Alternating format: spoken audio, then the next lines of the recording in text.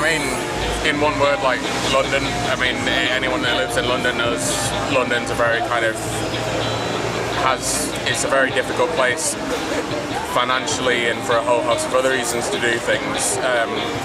I think people need the space because London is badly missing somewhere that is run on a not-for-profit basis and is run with the absolute kind of focus of it being the needs of its users in mind, and also to be able to have a space that kind of supports itself through things that we know can earn money, like live music, for example. You know, that we can earn enough to pay the rent on the building through live music to enable us to do all sorts of other activity for, you know, political activity, things like, you know, I mean, anything like benefit gigs for worthy causes, supporting food banks, housing food bank donations, all sorts of stuff that's kind of absolutely vital to be doing right now.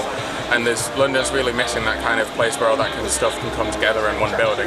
The music as well, obviously that's like a big part of it. Just like a space where you can have like film screenings or meetings, yeah, sure, or like workshops. It's like a general like space, because that's at a premium as well. Like it's not just a music venue. So I don't know, but when I was younger, a lot of the places I had to go with just sort of youth clubs and stuff like that, and it just wasn't. They just weren't that fun. So to have somewhere that's fun to go. And safe is just going to be absolutely amazing. Specific instances and specific things where it's kind of everything's against us. In terms of, like, you know, there's obviously if you were to go to people and say we want to open up this venue where we can raise money to you know, challenge the decimation of social housing in London, the council's not going to like that. They're going to be like, well, no. Personally, I work for a learning disability charity and somewhere that is inclusive of everybody with learning disability doesn't really exist in London. Even this amazing place where we are now, people have to go downstairs to get there and stuff. I think it's really important. And the space that is accessible to everyone, and the fact they've had that at the core from the very start, I think it's really important. And it's to be a safe space as well. I think that's one of the massive things that they're pushing, is that it's going to be a safe space for everyone. So that's going to be really important. And yeah, just get them out and give them somewhere to go that's interesting. If you've got like a great DIY venue, it gets taken over by people that want to run it as like a proper venue, and it fucking sucks because they'd be like, oh, we've got to book big bands, we've got to do all this stuff to make loads of money. Them to see as well, like how easy it is to put on gigs if they want to start doing it. You know, there'll be somewhere where they can put on gigs themselves, or if they want to start in bands, maybe there'll be a rehearsal space there for them. So just having different options really good. I think where DIY Space for London sits is within or at least for me personally, I mean, you know, everyone's involved in it for various reasons, but for me personally, where it sits within is a very kind of real claim on what the things you do in a city mean to you as a person who lives in a city, and what things for a community mean, and the importance of kind of do-it-yourself culture and reclaiming, or not reclaiming, but kind of reviving the way that do-it-yourself culture works as a way of kind of relating to the environment you live in, the social things you do, the political things you do, the employment things you do, and kind of bringing that all together and realising that it's all connected. And you know, the fact that we can't afford to do things in this city is not just a kind of fact of life, but it's something that we need to fight against and need to kind of build our own spaces, cultures.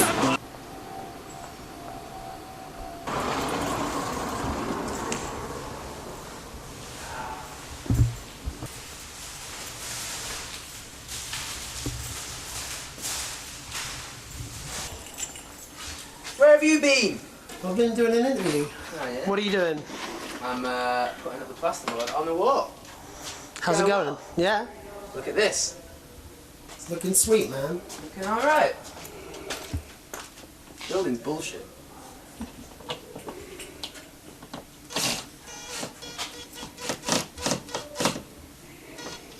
Whoa!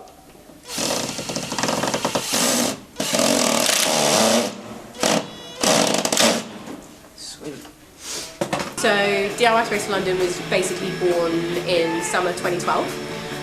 There was kind of I guess loosely speaking, a group of punks and people involved in kind of broader DIY activity, mostly on the music side, also people who do zines and that sort of thing, who initially I think were kind of talking about spaces in Europe and spaces in the US that sort of conceive themselves as DIY spaces. We were kind of thinking like long-term, sustainably, more and more bands starting, more and more stuff happening, this sort of moment of kind of reaching a peak and a crescendo and not having anywhere for that energy to go to.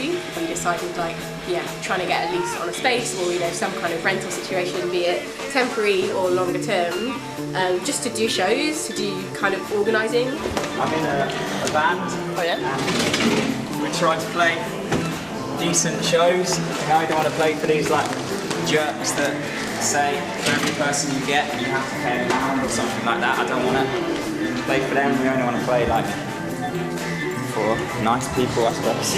And like when I've been to America, I've been to like Chicago and I've been to shows in their sort of DIY spaces and the stuff they have like in basements and stuff like that. I've always thought that was really nice and really fun, so hopefully this is going to be a space like perhaps that for London. Yeah, people involved in doing DIY music thinking about like radical politics and kind of wanting to expedite that process a bit more. So those two things kind of coming together, having a space that can be somewhere that people could organise in their communities and do that kind of thing and resist things where need be, but also yeah, have a space to show their own kind of self-organised cultural fruits of their cultural labour. So like I'm really interested in the meeting space side of it, and like having community groups organizing here and having space for activists and people doing important work to be able to come together and do stuff, and for people who aren't involved in that to be able to get involved with it, because there's just like, you know, a center for all of this stuff that's happening, rather than like, yeah, I don't really know anything about the musical side of it, so I'm more interested in the social aspect. And yeah, I guess it started slowly doing benefits, thinking about that kind of thing. I think if we'd known how much money would be required to do this, we probably wouldn't have done it, or would have felt extremely kind of like, how the fuck do we make this happen? But yeah, naivety was kind of useful in that way, because you know, every time we get another £100, we'd be like, oh, we're nearly there. When in reality we win. And kind of, you know, they turned out, even though we had loads of money, London's expensive. Doing things legitimately and sustainably is expensive. But we've been keeping on fundraising, and the kind of fact that we've now got a tangible space has meant that things have absolutely blossomed into so many people are kind of engaged with it and keen to see it happen, and it really feels like it's not just kind of an idea of, you know, a small group of people. It's something that will grow and grow, so that's really good. Is that we've created this sort of quite diverse sort of de facto network, I guess, around the idea rather than the physical space. So we didn't, you know, we've only just got the space really in the scheme of things. So yeah, moving beyond people who are even thinking about like themselves as punks or involved in DIY or anything, just people who maybe had been involved in the squat scene in the 80s or 90s, or people who, you know, were just starting to think about their own bands and, you know, how they might form a band and practice. And like part of the reason like this place is so important is like the idea that like so many regular venues have changed in terms of they kind of fade out of use, either from becoming like too expensive or from either like dodgy stuff going down. So it's kind of like good to have one place that's catered towards this kind of stuff, rather than just having like a mishmash of places that aren't always like perfectly reliable. So it's kind of like creating a space that's just for that, like, is incredible for London. Like, it's strange that we haven't had one. We need this space. It's a huge city. There are other cities in the UK that are smaller that do have these kinds of spaces, and that it shouldn't be impossible for us to do it here.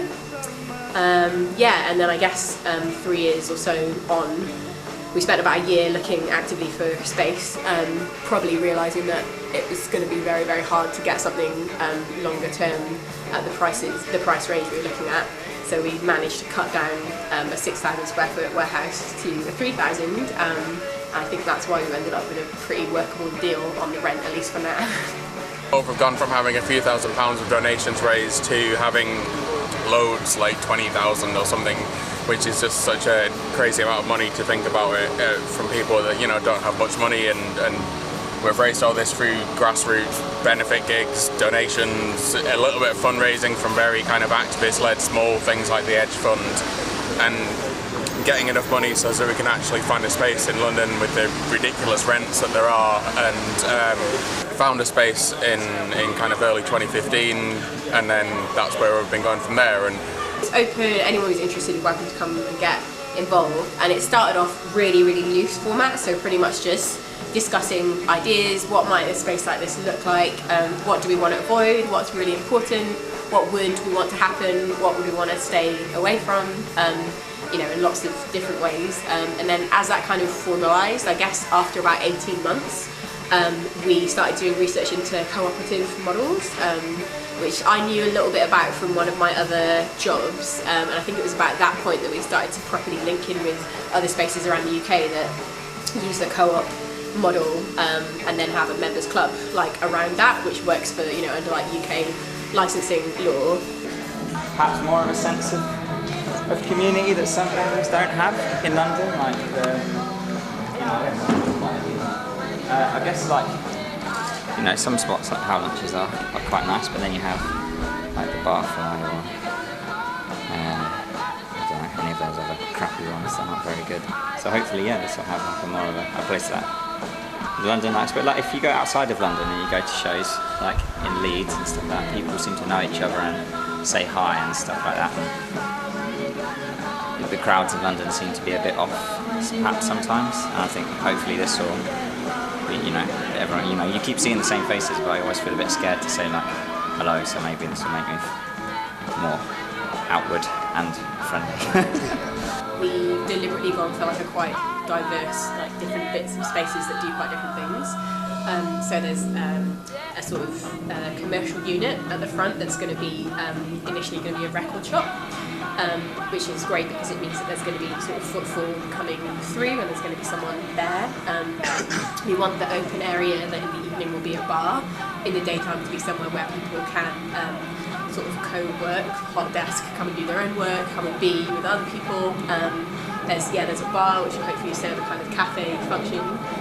There's a bookable meeting room, and then an office which sort of functions as the kind of the space where we keep all the things related to DIY space and the management of that, so effectively the co-op office.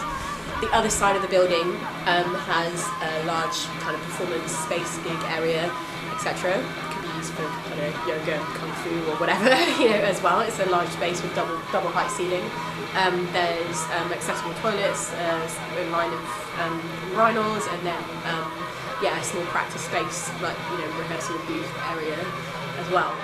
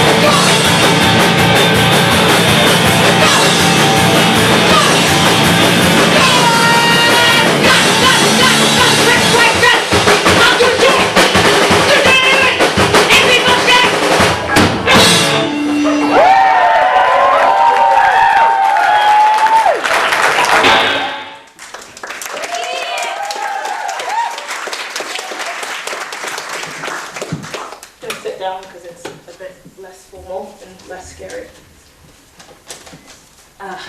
When I was first invited to speak tonight, I was terrified and initially filled up with self-doubt, which is pretty much my default response to that kind of thing. Public speaking, public anything. A lingering symptom of mostly conquered social anxiety. But once I'd shook those thoughts away, I began to reflect on how big an effect being involved in this punk, DIY, whatever scene has had on me. First as a spectator, and later on as a full-blown show-playing, world-touring, demo, EP and full-length recording participator.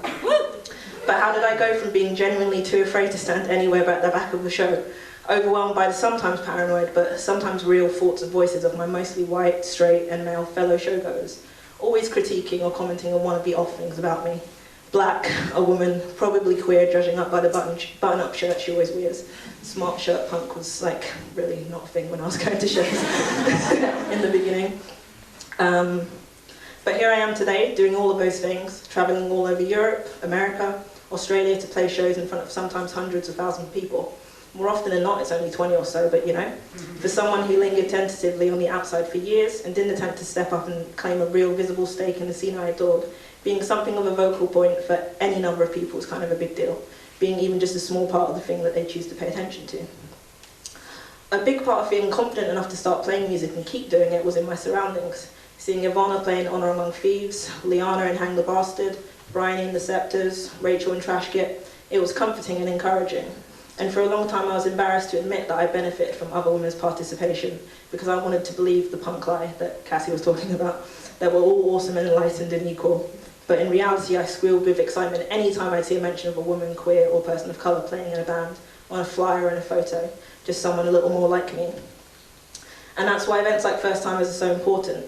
If you missed the deadline to sign a band up, still try and make it to one of the workshops, because there's a lot of power and strength that comes from inserting yourself into spaces that you aren't traditionally invited to. You'll probably have to put up with a lot of discomfort, the extra judgment and expectation, sometimes more than occasional microaggressions, and then the straight up blunt isms, but the benefits of playing music are bigger than just general creative enjoyment. The potential for serious discovery and development and self-worth that I've experienced have been life-changing, and I hope that everyone who wants a shot at that feels safe and confident enough to give it a go.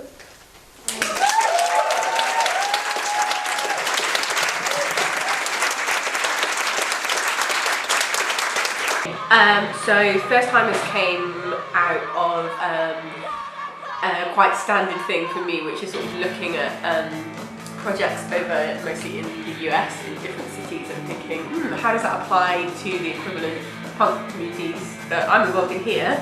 And there were two that I saw. One was called Not Enough Fest in New Orleans, and there was another that actually started at a similar time to when we were germinating, thinking about First Timers, that's called First Time as a Charm.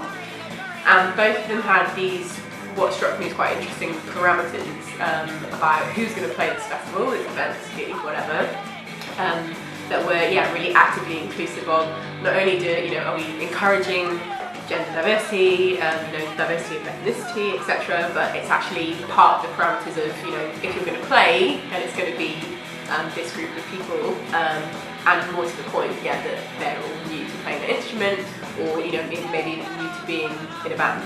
So I thought, wouldn't it be interesting to do something concurrent here? Give people a summer, effectively, or even more than that, it was like 4.5 months to get something together, really start from scratch, and then have them all play at the same time, same place, and really sort of make a kind of burst of energy around the idea that you can do something that's totally new, and that you don't have to be really confident. So that's sort of where the idea came from.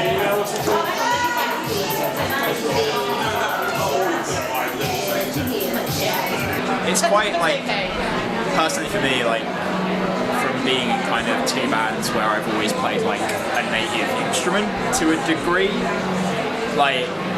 with other people who've kind of been learning instruments for years and years and years, it's quite interesting kind of navigating how you are in a band with people who are not doing the thing that they normally do. Everyone at first practice just being a bit that's good. That's good. Yeah. But it still doesn't work actually, because then you have to really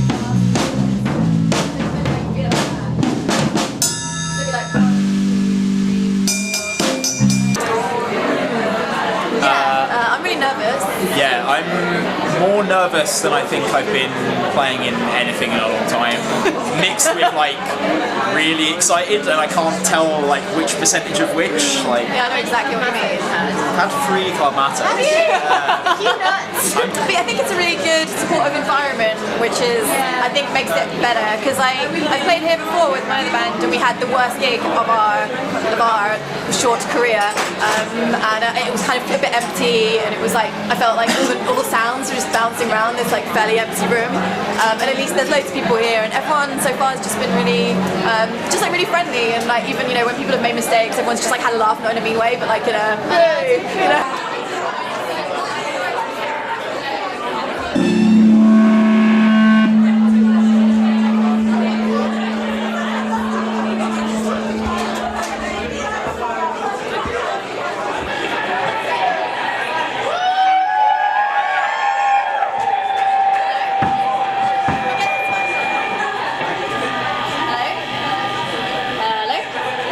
Can you guys hear me? Oh, cool. Okay, we're Slab City. We're trying many new things right now, including adding a vocal. Now! So no more instrumental dirge, more reverb. Enjoy.